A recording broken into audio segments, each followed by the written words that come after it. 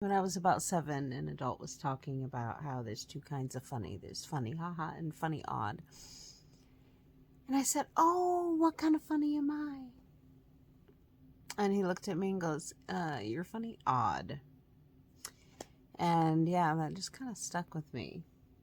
But I think I lost all my funny. I lost all my humor. I think I lost it somewhere in 2020, and I don't know how to get it back. When I talk to people, I find I think I depress people a lot. I think that's the problem now. Um, what I have been trying to do is just a little bit more. I've tried to get more comfortable in doing uncomfortable things, and I don't like it. I don't want to do it most of the time. I don't. But I've been making a point of just doing more because I've tried holding myself up in my little safety cocoon at home and healing and self-reflecting, and what ended up happening is I was getting more and more depressed as the days went on, and I didn't talk to hardly anyone. I had like a very, very small group of people that I would talk to. I was so guarded, and I felt disconnected from the entirety of life. I thought I was supposed to die when I was 42. My mom died at 42, and I just always kind of felt like I was going to die at 42. In 2022, I was 42, and my mom, that was the year, 2022. And that year I decided, if I'm going to die, I'm going to die. Let's go out with a bang. Let's do things I've never done before that I've always been too scared to do. It wasn't anything huge or dramatic. I just was going to push myself to do just a little bit more, to say yes when I normally want to say no. I've lived in Minnesota this year now. It'll be 26 years. But it was over 2 decades, math. And I'd never walked out into the middle of a frozen lake, ever, not ever. And so I did that. And as I was walking out on this frozen lake, there was other vehicles parked on the lake with the fishing houses and 3 cars that drove across the lake. And I started to feel like all my fears and worries about walking out on a lake, and here there was all these cars just driving across. And then as I walked back to my car, this dad and his tiny little child were walking out on the lake, and it was his child's first time on a lake also. And here I am in my 40s, scared of walking on a bit of ice, and this toddler's out here on the ice. I got in my car and I drove out on the lake, and I think I kind of just took that approach with everything else last year, 2 years ago. I kept putting myself in uncomfortable positions, which involved places with lots of people.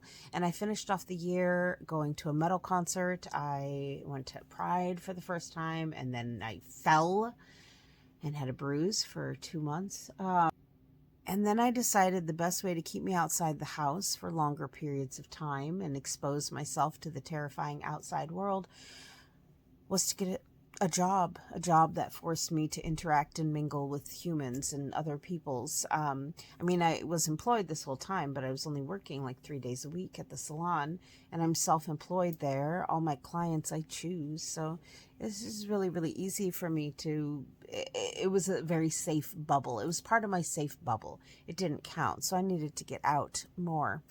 And so I got a job at my favorite craft store.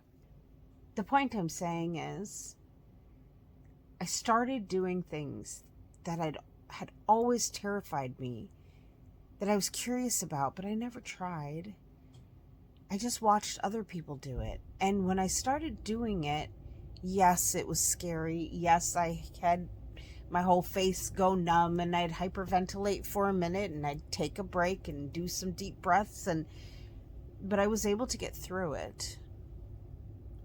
And once I did, the rush of doing something that terrified you is really kind of fun. And I've started doing more. I have a different part-time job now, and there is so much about it that triggers me all the time. But I get to meet new people all the time. and I get to hear their stories, and I get to become a small part of theirs, and I get to help them maybe. And that's really kind of awesome.